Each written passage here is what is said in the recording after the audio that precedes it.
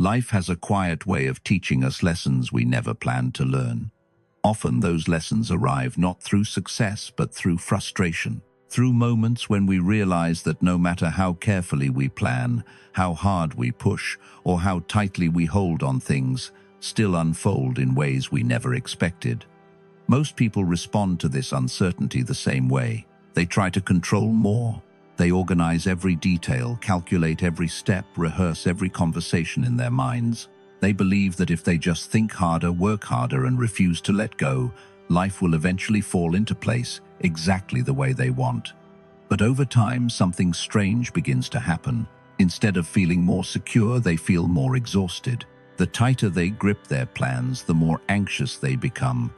And the harder they try to control everything, the more life seems to resist them. What if the problem isn't that you're not trying hard enough?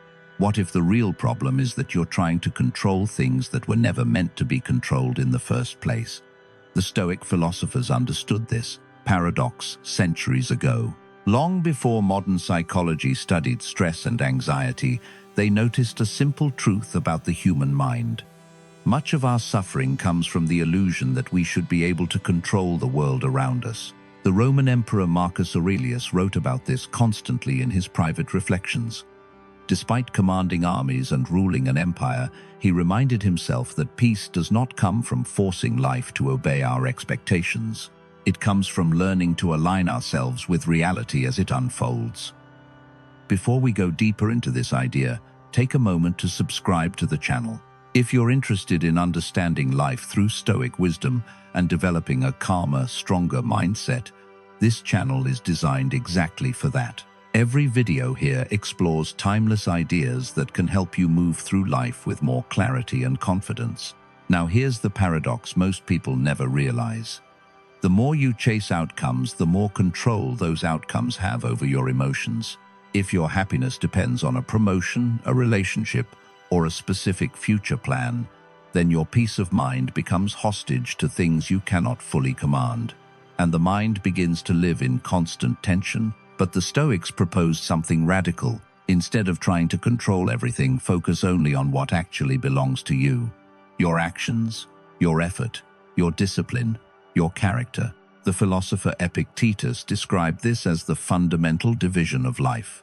Some things are within our control, and some things are not. Once you truly understand this distinction, the way you approach life begins to change. Because instead of exhausting yourself trying to control the uncontrollable, you start directing your energy toward mastering the one thing that truly determines your peace of mind, your own mind. And that realization leads to the first powerful Stoic principle: detachment from outcomes.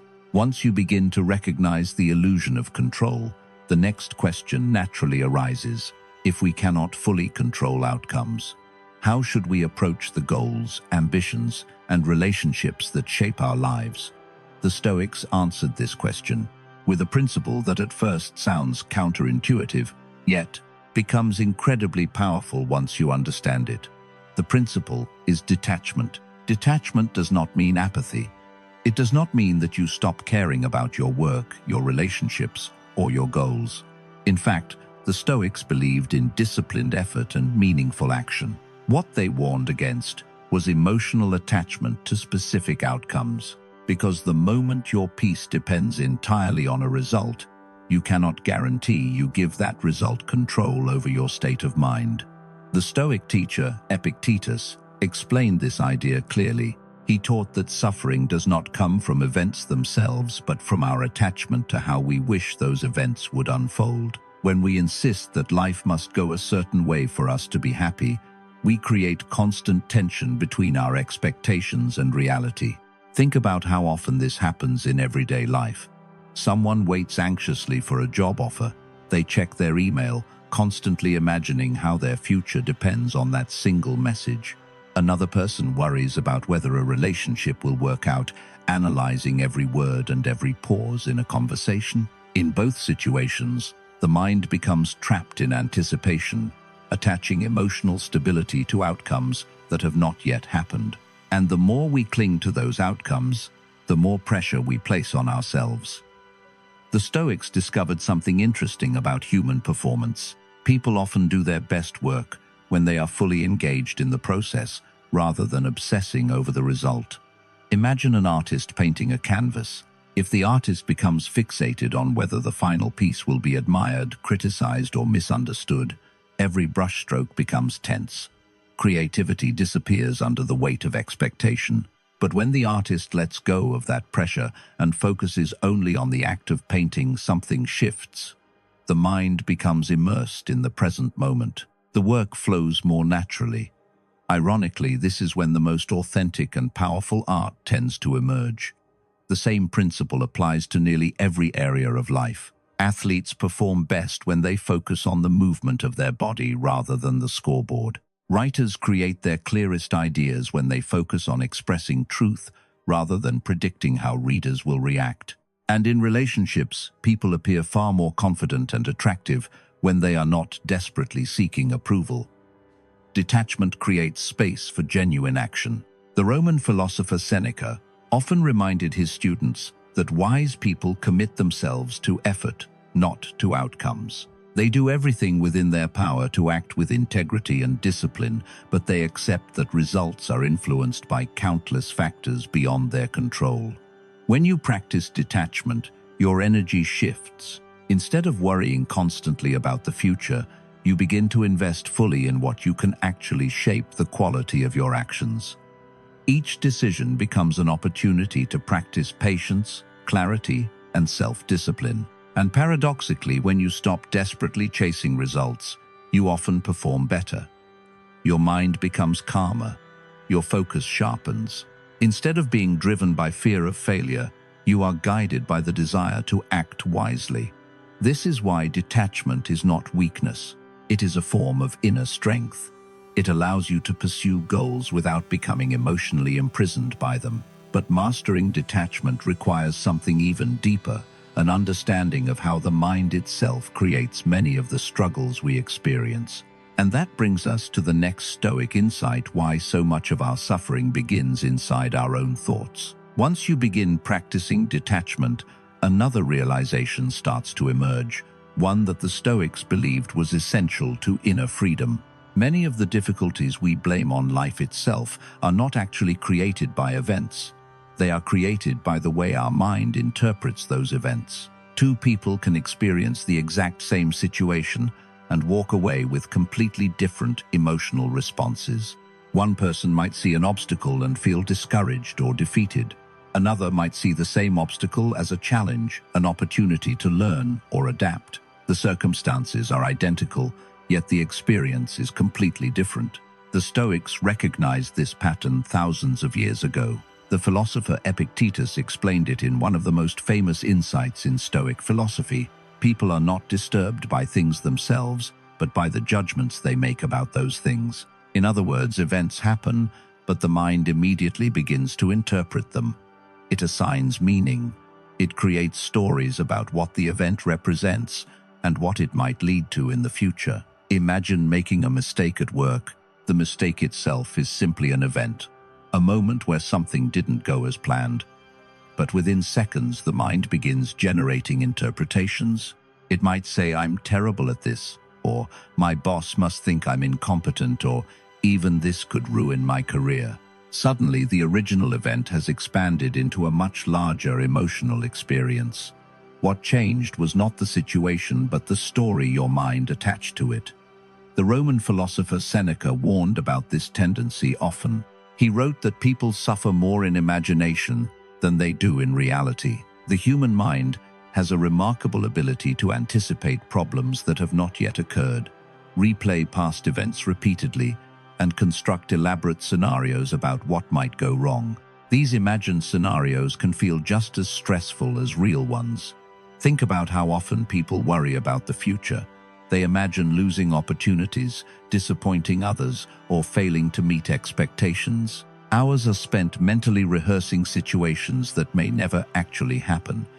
Meanwhile, the present moment where real action is possible slips quietly into the background. This is why the Stoics placed such importance on observing our thoughts.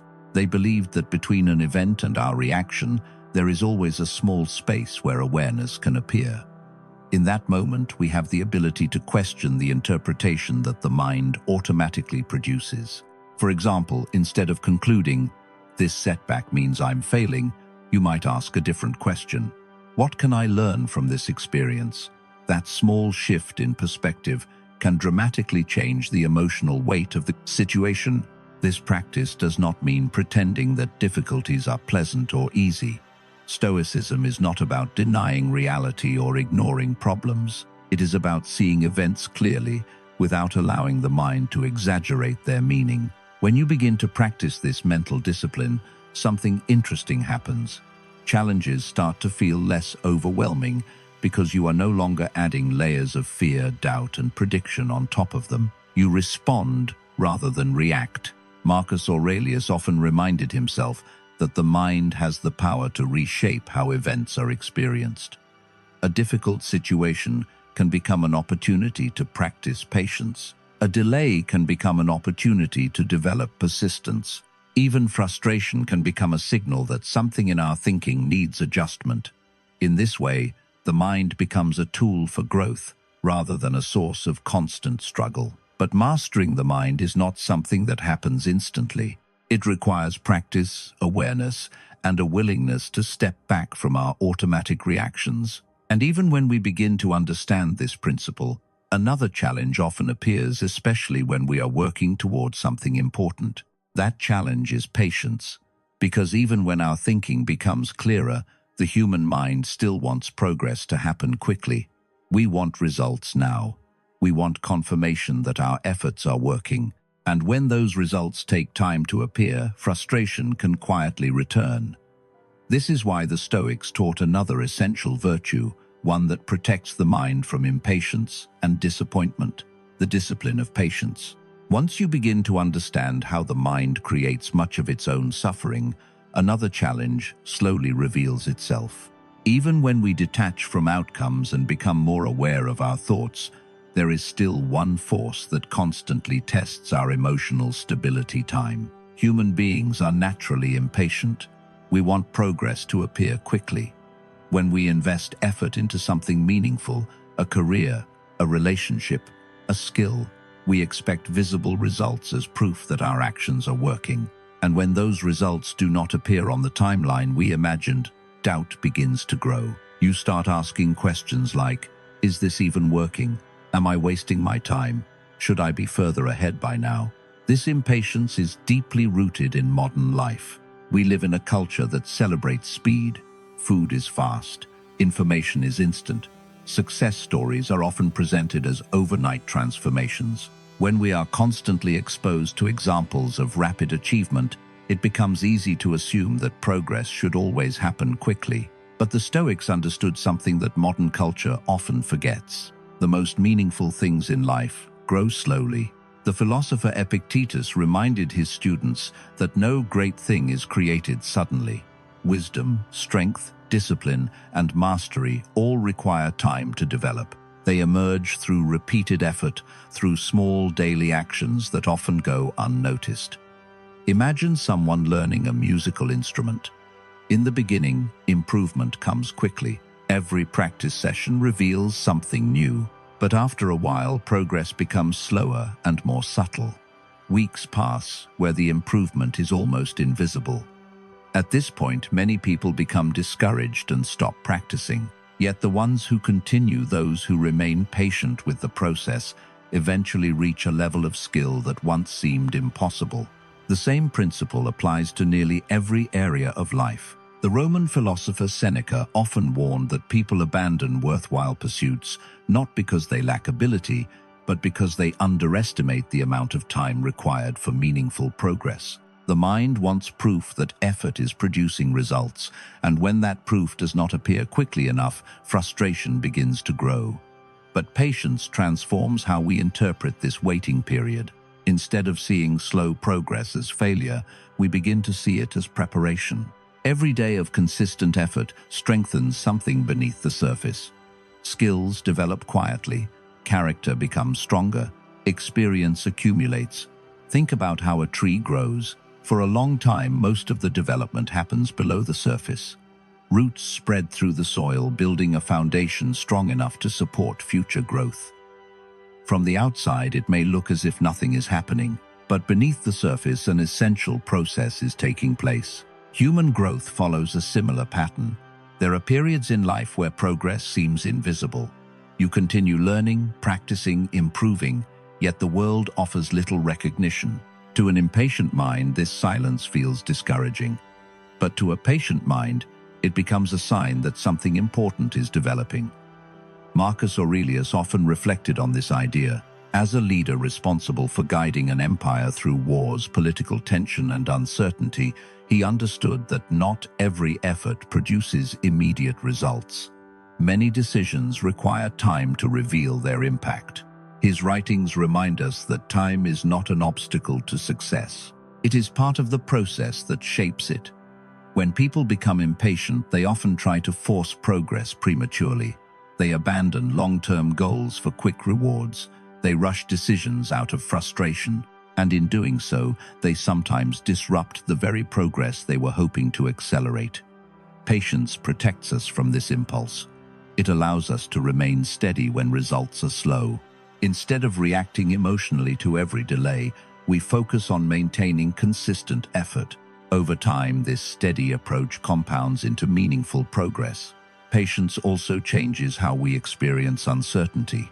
When you accept that growth takes time, you no longer feel the same urgency to control every moment. You continue acting with discipline, but without the constant pressure of immediate results. Your attention returns to the present, where real action happens. And interestingly, when people develop this kind of patience, their actions often become more effective. Decisions are made with greater clarity. Effort becomes more focused. Instead of rushing blindly toward outcomes, they move with thoughtful intention. But patience alone is not enough, because when people feel uncertain about their progress, they often react by pushing harder, chasing opportunities desperately, and trying to force momentum. And that brings us to another Stoic insight, one that reveals the difference between purposeful action and desperate pursuit. Even after learning patience, many people fall into another hidden trap. When progress feels slow or uncertain, the natural reaction is to push harder, to chase opportunities more aggressively, to force results through sheer intensity.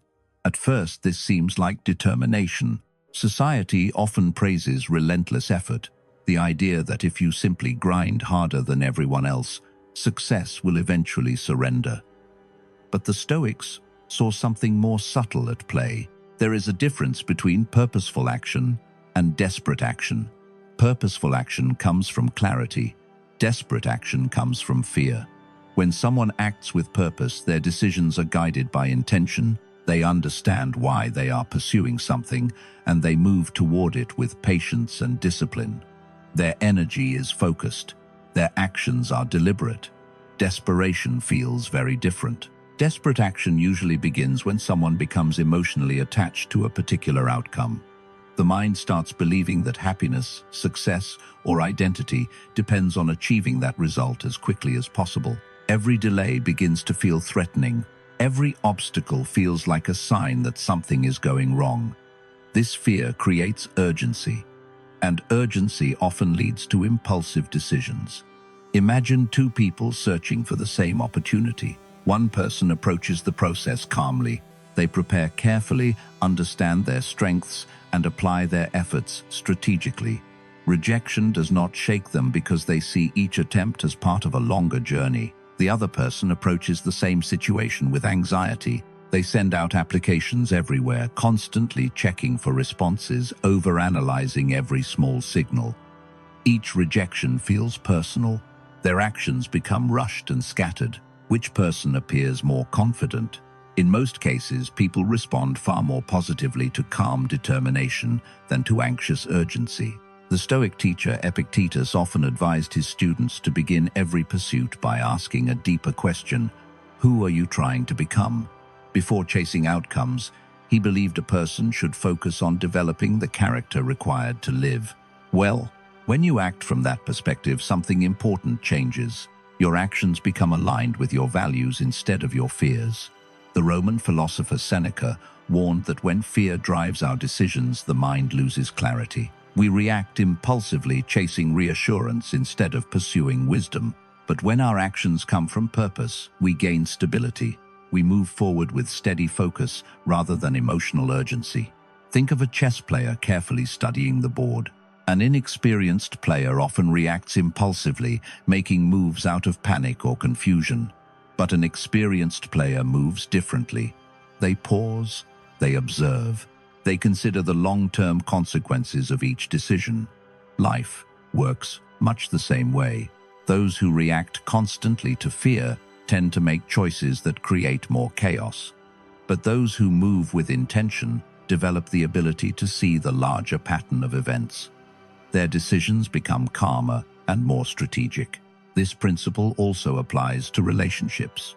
When someone approaches relationships from a place of insecurity or loneliness, their behavior often becomes intense. They seek constant reassurance. They fear losing the other person's attention. Ironically, this desperation can push people away. But when someone enters a relationship with self-respect and emotional stability, the dynamic changes. They value connection, but they do not cling to validation. Their presence feels calm rather than demanding. This balance creates stronger connections. Marcus Aurelius often reminded himself that a wise person acts according to virtue rather than external pressure. Instead of reacting emotionally to every situation, they choose actions that reflect patience, honesty, and clarity. Over time, this mindset builds something powerful: inner confidence. When your actions are guided by purpose instead of desperation, you stop measuring every step by immediate results. You focus instead on acting with excellence in the present moment. And once desperation fades, another transformation becomes possible. You begin to realize that many struggles come from trying to control life too tightly, which leads directly to the next Stoic principle: the freedom that comes from letting go. After understanding the difference between purposeful action and desperation, many people begin to notice something surprising. Much of the stress they experience does not come from effort itself. It comes from the constant attempt to control everything surrounding that effort. We try to control how people see us. We try to control how quickly success arrives. We try to control how relationships unfold. And perhaps most exhausting of all, we try to control the future. At first, this seems logical. Control appears to promise safety. If we can predict outcomes, manage every detail, and anticipate every obstacle, we believe we can prevent disappointment. But life rarely follows that script. No matter how carefully we plan, unexpected variables always appear. People change their minds. Opportunities arrive later than expected. Circumstances shift in ways we could never have predicted. The Stoics understood this deeply. The philosopher Epictetus taught that true freedom does not come from controlling everything around us. It comes from learning to release our attachment to what lies beyond our control. This idea is known as the Stoic dichotomy of control. Some things belong to us: our thoughts, our choices, our actions. Other things do, not the opinions of others, the timing of events, and the countless external circumstances that shape life. When we spend energy trying to manage the second category, frustration becomes inevitable. Think about how often people try to control the behavior of others. Someone might wish a partner would become more supportive, a friend more understanding, or a co-worker more cooperative. They replay conversations in their mind, imagining different ways they could influence the outcome. Yet people rarely change simply because we want them to. Once you truly accept that reality, something remarkable happens. The emotional tension surrounding those situations begins to fade. Instead of trying to reshape other people, you focus on responding wisely to their behavior. You become calmer, more observant, less reactive. The Roman Emperor Marcus Aurelius often reminded himself of this principle while leading an empire filled with unpredictable personalities and political challenges. He knew he could not control how others acted, but he could control his own character. This shift in focus creates a powerful sense of freedom.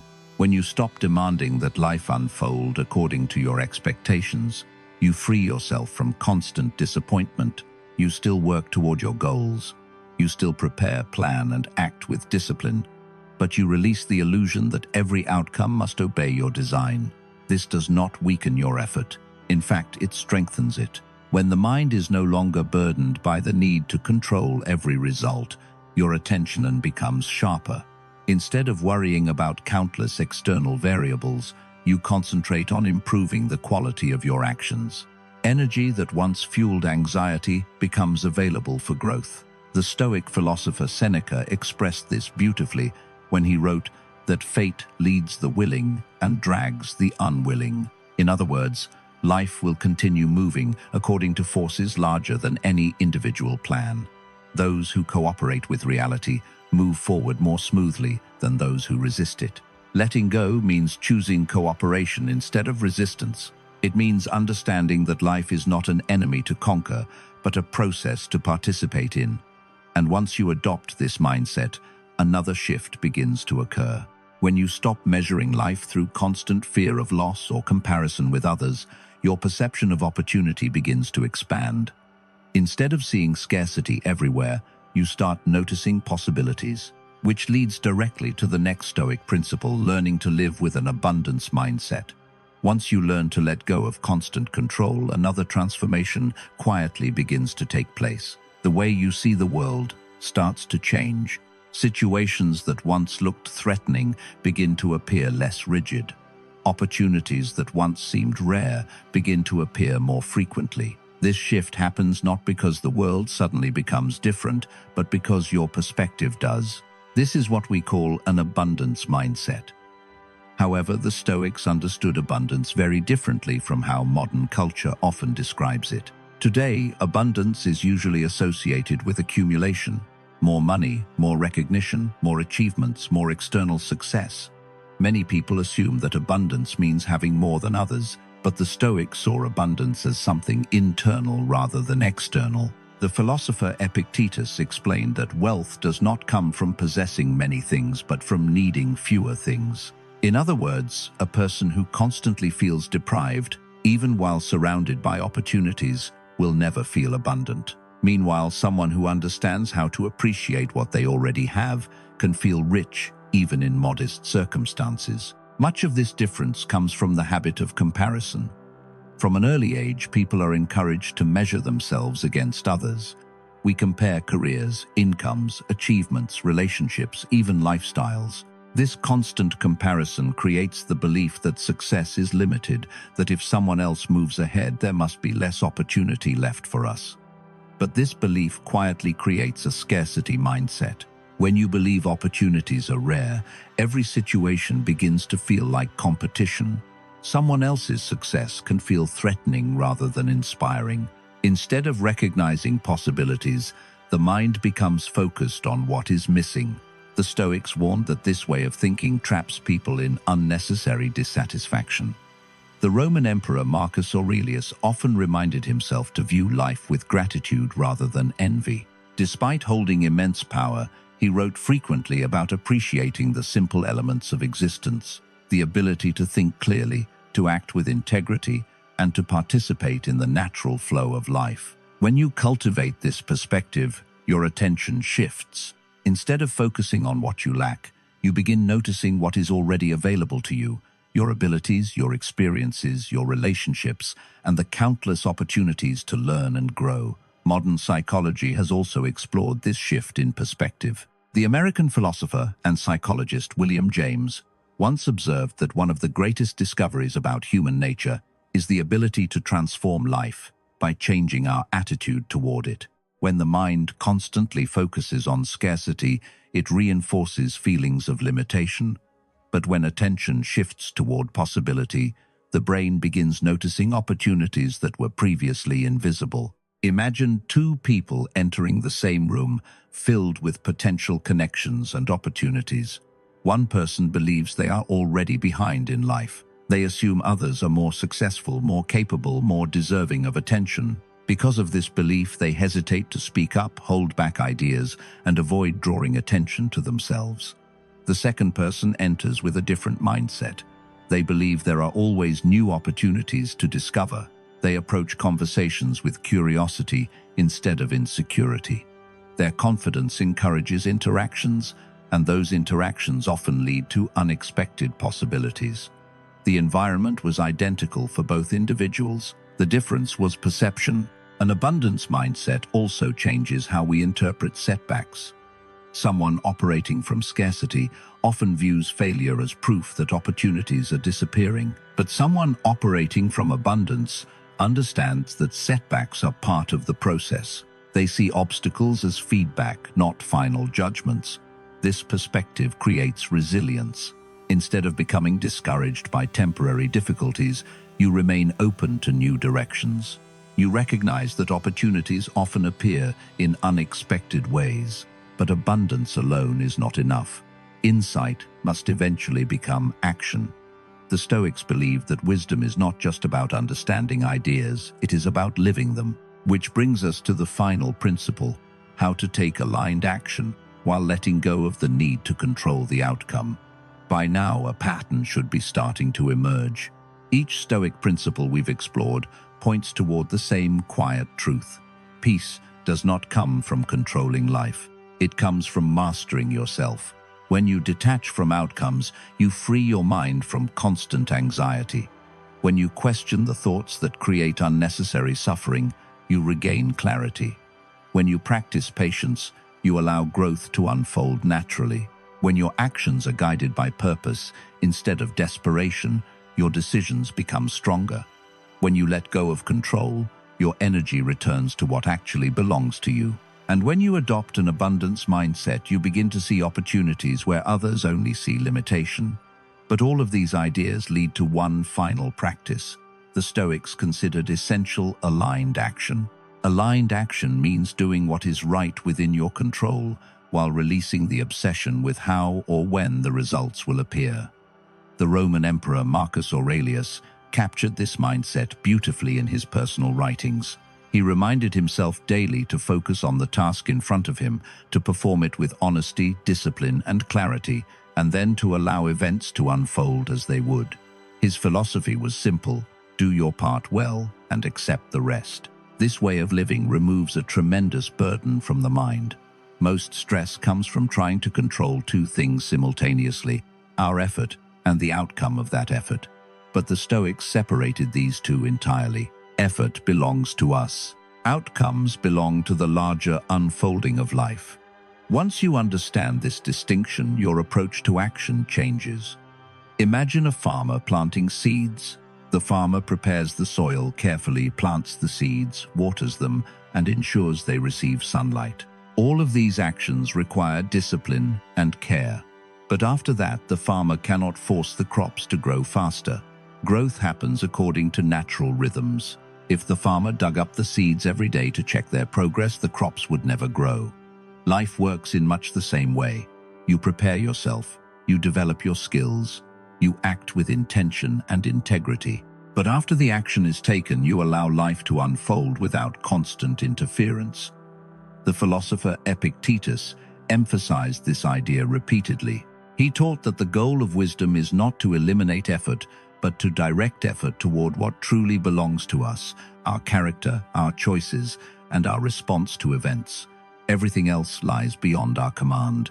This realization creates an unexpected kind of confidence. Not the fragile confidence that depends on perfect outcomes, but a deeper confidence rooted in self-mastery.